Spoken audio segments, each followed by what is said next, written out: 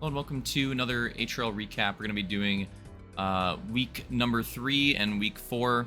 I thought about doing one last week, ended up missing out on it. So yeah, going to be recapping the last 2 weeks. Had to do one for sure this week, especially because it was a very big week with the first quad of the season. So obviously have to cover that, and then simultaneously the halfway point as well. So but let's go through week 3 first. So week 3 was Enforcer, Quadro Current, and Silver Lake. So Enforcer, really cheesy race at the start, actually, as far as the go-kart goes. Like, there's actually a lot of wrecking, a lot of flips, a lot of wide runs off the track, stuff like that. In the beginning of the race, ended up getting settled out eventually. Somewhat, Detail was able to break away and take the win on this one. And then I was able to take second over Roman, who took third. That was a really close battle for a while, actually, from what I can recall. Sol had a pretty big comeback race in fourth. He had a terrible start, so getting fourth was pretty insane. Camby with a solid fifth. Then we go to Quadro Current, which was the first Hog TRS of the season not on H2A. It might be the only one planned right now, actually. So yeah, the only, I believe, Reach truck one, so a little bit different there. Track made by Opix. One like really high-speed collision, a couple split lines as well. So made for an interesting race. Roman was able to break away from those collisions early on, and that got him the win for sure. Like, once he was able to get past those collisions, he was just setting sail, and took another win on Hog TRS. Slaunch got a strong second place, had a chance at the win in this one, but that ended up going south somewhere in the midpoint of the race. He tried to catch back up to Roman, but couldn't quite get there. Camby with a big podium. On this one, I ended up taking fourth. Detail running out the top 5.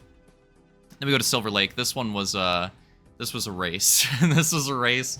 This is one that's the replay is worth watching back if you haven't, because it is one of the craziest races that we've ever had, probably. There's just so much crazy shit went down on this race. Just the way the track is allowed for some really aggressive moves that could work out in your favor. They could look crazy, but they could really work out for you, or they could go south and you could flip violently. So that made for pretty interesting racing. It was back and forth. You couldn't really get a feel for where somebody was in the pack, because there was just moves being made all over the place. There was cautions frequently, but it wasn't super bad. Like, there was actually a few solid green flag runs for as many wrecks and cautions as there were. Yeah, just absolutely nutty race. I ended up taking the win on this one. Detail second. Roman with another third place on the night. Sol fourth place, and Armada taking home another top 5 on a terrain oval here. So getting his 5th place there. Going to the overall results for week 3. I ended up taking the overall tiebreaker between myself and Roman. Both scored 45 points. Detail was right there with 44 as well. So very, very close for the overall win. And then very, very close for 4th, 5th, and 6th as well. Slaunch 37, Sol 36, and Camby 35. And then Hunter ended up getting Armada by just 1 point for that last overall position. Then we go to week 4, and obviously week 4, we have the quad. So Woodbury, AX, Hollywood Hills, Barfog, and XD500. So all of the track types represented in the quad, of course. And yeah, so starting off with a wild card a bit, because we have a Hog AX. So most of the AXs are Goose AXs on the season, but had to throw a Hog AX or 2 in there. And Woodbury was the first of those. And this was interesting because this is the first like main race night, like, made for Hog AX race, if that makes sense. So we did some on the Sundays last year. And the one that would have counted was Longshore, but that was also like a pretty small lobby. This one felt like a more of a true test of it. And then also we raced Pit Yard, but Pit Yard was not necessarily intended to be a Hog AX, and it wasn't even necessarily intended to be an AX in general. I think it's more of just an SX, but when raced on the Hogs, it felt a bit smaller, I guess. It felt a bit smaller, felt a bit more arena crossy on the Hogs than it did on the Gooses. So yeah, basically those races technically were the first tries at it, but I'd say this one officially was this one kind of makes more sense. But this was a crazy race. The results do not, if you saw these results and then were watching the first half of this race, you'd be like, how? It was a crazy race. Detail had a huge come up through the pack. and this one ended up taking the win. It didn't get the lead until I want to say like 5 to go or something like that. It was like pretty late. So it was a well-deserved win. Crazy come from behind victory. Definitely worth rewatching. I ended up taking second. That had a last lap pass in the last corner with myself and Camby as well. That's also worth taking a look at. That was an intense battle there. And then yes, Camby took third, so another solid podium. Slaunch took fourth. Slaunch was the tough break from this one because he had some really unfortunate crashes, and this one definitely could have been his for sure. He probably should have won this race and ended up getting fourth, so that was pretty tough. Had some really unfortunate crashes there. And Roman with another solid top 5 finish. Then we go to Hollywood Hills, and Hollywood Hills, more technical than it looks on the surface probably, and pretty big gaps in the race because of that, which I don't think ended up being too surprising detail. Had a rough like first lap or two, but then got up through the pack and got up to the top 3 like pretty quickly, so still a pretty good start overall. And then yeah, once he got into the top 3, it's pretty much just set and sail at this point. Just huge gap, really dominant performance from him on this one, taking the win. I ended up taking second, getting by Soul late. Soul had a really solid 3rd place finish. Roman with a 4th place with one of my favorite moves on Hunter of the season. Definitely got to go back to the VOD and take a look at that one if you haven't seen it, because that was probably my move of the season so far. It's hilarious. It's a move. Definitely worth looking at. And Camby with a great start to the night, another solid top 5. Then we go to Barfog, and Barfog, similar to Quadro Current in the sense that only one collision, but it is a very high speed, very impactful, very brutal collision, so it kind of makes up for there only being one. When the impact of it feels like the impact of like 2 or 3 collisions on like a normal TRS. But yeah, just like rough ruins Barvo with some TRS flare and that collision in it. Pretty fun racing. Coop actually was looking like the favorite to win this race for a lot of it. I'm not even kidding. Like, he was doing really well until about halfway through or over halfway through. He had a rough flip and unfortunately just never really recovered from there. I ended up taking the win in this one in pretty crazy fashion. Soul, it's all about the butterfly effect. Soul had a tough break. It was going to be a close battle. I don't think I would have passed him. I think it would have needed more time to do it, but it was going to be a close finish. And we're really close. He was leading, and then the lap earlier, Coop got collisioned by Slaunch, and that put Coop on the collision cycle with Soul, and Soul got collisioned on the final lap to lose his lead. So that was really, really unfortunate. Now, on the bright side, it was still a good finish. He only lost that one position, so when, could have lost multiple positions, he still got second. And it's 2 podiums in a row, which is a pretty good bounce back for him. I think these were his first podiums even since, like, the first week. Let me check real quick. Since literally, like, his win in the first week. Yeah. So, like, 2 podiums in a row. So it really sucked, but I think even he at the time was like, yeah, that sucks, but it's also, like, pretty unlucky. Like, he kind of did everything he could do. And still getting 2 podiums in a row after his only podium of the season being that first race win, that's a good momentum builder. So, still pretty good results. 3rd place ended up going to detail. Had to deal with some cheese early on, fell way back. This is another pretty good comeback out of him. Roman with another just solid 4th place, not getting those podiums on the night, but still just like solid finishes. And Vulcan getting a top 5 here. Then we go to XT 500. This race was crazy. The turn 3 on this track was absolutely brutal, and that's what made the race really interesting in my opinion. That turn was super difficult, and it was tough to read on, taking it full speed or letting off, and that was kind of the question the whole race, and that's what made things interesting, I think. Really good battles on this one. Slaunch led a lot early on, fell back, and then I led a lot of the middle portion of the race, made a bad mistake with like 15 to go-ish, somewhere around there, and had to work back from that one. That helped Slaunch get back to the lead, and then once he took that lead back, held onto it, took the win. This is a big race for Slaunch, especially because he probably should have gotten his first win on the first race of the night, this night. Like that, looking back at it, it was an incredible comeback out of detail for sure.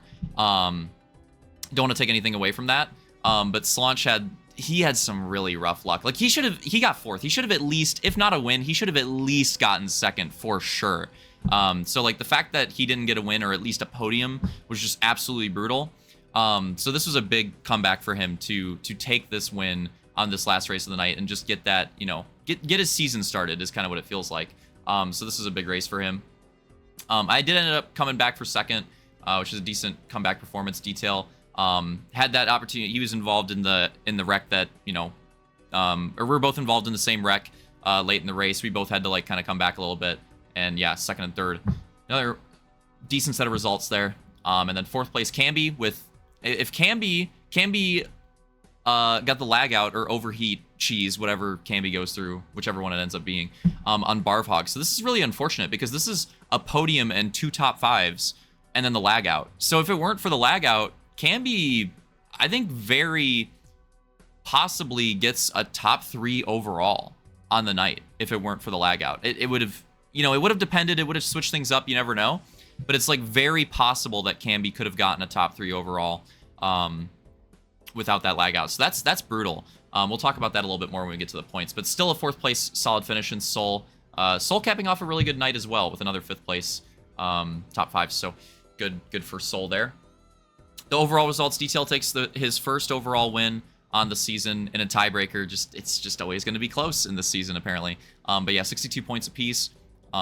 Takes his first overall of the season. And then very close for 3rd, 4th, 5th. Slaunch gets the tiebreaker, but 50 points for Slaunch, 50 points for Soul, 49 for Roman. And then I should include Camby, 47 as well with the lag out. So they were super close, that group of drivers.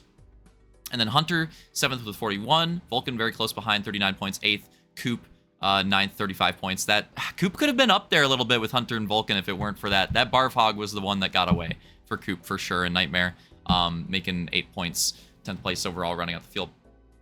All right, this is going to be kind of a stacked recap. We got some more stuff to look at, so let's keep going. So you take a look at the point standings and the few things to talk about here. First of all, we'll just go through them. We can zoom in a little bit. But first of all, just go through them. Actually, I like how you can see all the stats. There we go. So yeah, I'm still leading 195, Detail with 191. So very close, neck and neck for the lead. We did build a bit of a gap on Roman, but Roman's still got a bit of a gap on everybody else. So Roman's kind of in his own area code right now in 3rd, 172. And then Soul and Slaunch, very close, 1 point apart from each other, 159 and 158. So they are very close so far this season. And then Camby, I want to specifically call out Camby, 6th with 146. Camby's in an interesting spot because if Camby has to miss a night or whatever, or something happens, Camby has 2 wildcard points, which gives Camby a little bit of an advantage there. Like, that's a nice thing to think about, but might not even need it because Camby has like one of those lag outs like every single night. So like those lag out finishes are like all going to be mulligans for Camby. So if you factor those in, I think Camby's season is actually a lot better than it looks. Like, I think Camby already has a decent gap on Hunter. I think that gap probably climbs when the mulligans come in because Camby has so many of those lag outs. And then with that climb, I think that probably gets Camby pretty close to Soul and Slaunch, honestly. So yeah, I think Camby's having like a very quiet, like solid season so far. And yeah, those lag outs are kind of just like taking away from it a little bit. But yeah, like every week, Camby has basically like one race damn near every week that it's like it's a wash because of like a lag out or whatever. So I think Camby's a little bit closer than it looks. Just wanted to give a shout out there. Because it looks like a close 2-way battle with Soul and Slaunch, but it could be a close 3-way battle. I think Camby could potentially get into that. And then who knows, if Roman falls off a little bit, if he has a rough patch in the second half, he's not that far ahead. Don't get me wrong, he has a good gap. He does have a good gap, but it's not like clear, you know? It's not, I wouldn't say it's like clear of them. So yeah, like between Roman to Camby, that 3rd, 4th, 5th, 6th spot in points, very interesting. I think those guys could really duke it out for that podium spot. So that'll be fun to watch for sure. And then I want to bring up, because it's very important, the wildcard points, wildcard race and stuff like that, because again, just a reminder, that last week of the season is the regular season finale and the grand final as well. So like qualifying for it is even more important. So let's take a look at what those wildcards are looking like right now. So right now, Blake still has one of those wildcard spots because Blake has 3 wildcard points. So Blake has a nice lead in the wildcard point department there that everybody else is going to have to chip into. Now, the bright side is that everybody else, Blake is last in the actual points. So if other people get some wildcard points on the board, it's going to be hard for Blake to make it up on actual points. Like, Blake will probably have to get another win, get another podium, like get more of a wildcard point advantage. Hunter has a very good amount of points, But right now, I think it's going to be pretty hard for Hunter to make it into the top 6 with how good of a season Camby's having. And then, yeah, those guys are the top 5. Like, the only person that I think Hunter would knock out is Camby. And right now, I just think it looks like it's going to be hard to do. So Hunter's probably going to have to get in on wildcard, which I think is possible. And right now, Hunter is leading it, but only with 1 wildcard point, which is, of course, the wildcard points are a bit easier to get this season. That's very fragile. That's very fragile. 1 wildcard point is not really much at all. And then who knows if somebody spices things up, you know, paging D Mills NY, you're running out of time here, to make a wildcard run. Like, things could get weird for Hunter for sure. So yeah, that 1 wildcard point advantage is very fragile. And then even then, I want to give a shout out to Armada, because Armada's only at 60 points. He's missed a couple weeks, but Armada does have 1 wildcard point. So Armada is tied with Hunter in wildcard points right now. Armada's not going to beat Hunter on points, but Armada could show up to a couple more weeks. He's been good on the train ovals. He has 1 good train oval race. That could put him in a position where, you know, he'll have a really nice wildcard advantage on Hunter. So, yeah, right now it's Nightmare and Hunter, but I think Armada has a legitimate shot at taking it. And then Coop and Vulcan, you don't want to cut him out or count him out, because Vulcan did have some good performances here and there. We're kind of waiting on it this season, but he did have some good performances here and there last season. Coop randomly almost freaking had a great race at Barvog. He could have easily picked up a wildcard point with like a podium there. So like, even though it's unlikely for them, I don't think you want to count them out, especially because we're at that halfway point. As far as like qualifying goes, it's a little bit over the halfway point actually. And yeah, like the Hunters just has that 1 point. So it's like very, it's very fickle. You know, it could easily change up at any point in time. So that'll be fun to watch. It'll be fun to watch that develop, especially if we get like an upset race in there, performance out of one of those guys. Like, that'll make things really interesting. And just, yeah, like a big performance out of any of those guys is going to be so much more impactful, especially now that the podiums count. And it's very doable to get those podiums. Like, for example, Ramda's was a podium. He got a podium in the first race. So yeah, gonna make things very interesting for sure. So there you go. There's my spiel on that. There's your update on the points. Let's take a quick look, just to show for fun. Here's what the series points are looking like. Detail, of course, dominating the GK right now. Hasn't lost one of those yet. Train Oval, very spicy. I have a nice advantage in the points, but we have 4 different winners, which is pretty cool. And then, you know, it could get very close here and then factor in mulligans too. So Train Oval is actually looking very spicy. Arena Cross, very close between Detail and myself. Right there, he's obviously got the advantage with the 2 wins, but it's looking pretty competitive there. And then Hog TRS Roman. Roman leading Hog TRS right now with a decent gap, the 2 wins right there. So Roman's in a nice position to potentially take the title for that. That'd be pretty crazy. Be pretty cool to see. So yeah, that's what those look like right now. And then one more thing to go over in this recap.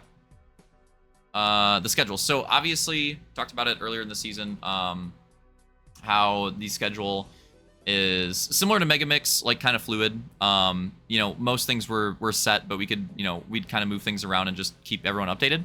So for this next week, I took out Johnstown. We put in Bluegill. Johnstown was kind of like a placeholder anyways. It's fine, but it was kind of a placeholder anyways. Like I prefer that slot to be a new AX.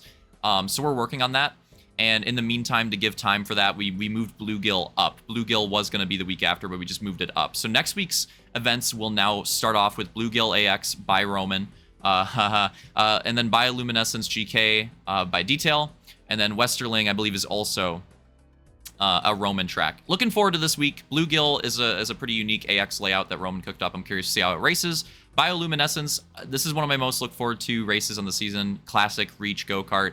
I think this could be really cracked. I'm really looking forward to this race. I think it'll be a lot of fun.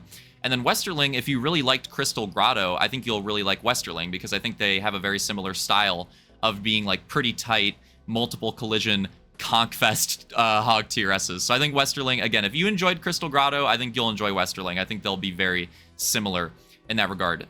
Yeah, I think those last 2 races of the night especially could be absolute cheese fest. I'm really looking forward to this week. The track lineup, I think it should be a lot of fun.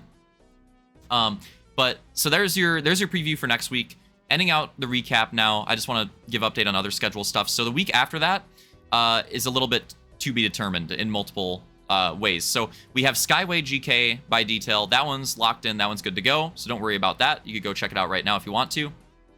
And then I'm working on a Hog Terrain Oval, and my plan is I'm going to have at least 2 ready by this Friday, and either before or after the races, we'll check them out, and I'll just kind of get the opinion of the lobby and see which one we want to race, and, you know, kind of go hard on that one. So I'm going to have at least 2, maybe 3 Hog Terrain Oval layouts to check out either after or before the races next week. So you have that to look forward to. We're going to figure out what to put in that slot. One of them is already done, so I just want to, in case things get weird, one of them is already done, so we could always just fall back and just race that one. But I want to make multiple, and I want to get opinions. So that'll be fun to try out, too. Try the Hog Terrain Oval. That'll be interesting to see. And then also working on cooking up an Arena Cross as well, so we'll have more updates on that when it's done. And then the last week has some switch-ups as well, so Heatwave TRS is still there. Paralis, we moved in. Paralis is a triangle terrain oval cooked up by Roman recently, so that should be pretty interesting. See how that one races, keep up with that variety there too, a little bit of a different layout as far as terrain oval goes. And then Crystal Lake GK is the other one to talk about. Well, let's take a look at Grand Finals. Grand Finals, the 3 tracks for Grand Finals I'd say are pretty set, and then I'm confused. Is Heatwave TRS, is that I think OpEx has a Hog TRS that we can probably fit in for the Grand Final TRS, because I feel like I'm not seeing the name of it here. So I'm assuming that'll probably get slotted in. We'll see. But I imagine that'll probably happen. So yeah, the Grand Final layout should be pretty set soon. One more final note on schedule changes as far as Crystal Lake GK goes. I might still finish it, but I still think forging on Halo 3 is really frustrating. And I got a really good inspired idea for a different GK to make. So I'm going to try to cook that up and see how it goes. And if it goes well, and I think it's going to be good, I think we'll race that instead. If not, I'll finish up Crystal Lake, because it is like over 50% done. I could finish it up, even though Halo 3 is such a pain in the ass. But I really like that new idea that I got, so I'm going to start working on that. I'm going to try to finish that and see if it's actually good. If it is actually good, expect a change there. If not, then probably just finish up Crystal Lake. So as far as like schedule updates go, that's it. As far as the recap goes, that's it. It was a pretty long one, but there was a lot to go over, and I hope I hope everybody's pretty informed on everything. I hope that was a pretty good one, and yeah, like covered everything. I mean, I can't think of anything. If I missed something, let me know in the comments. I don't think I missed anything. I hope not. But yeah, hope you guys enjoyed it and are looking forward to the conclusion to this series in August. It really has been a lot of fun. This has been one of the most fun series we've done, period. I mean, definitely in a while, but also just in general. Like, this series has been a lot of fun. Really enjoyed it, and really looking forward to the back half of the schedule. Hope you guys are too, and yeah, I'll see you for some of those races, hopefully, later.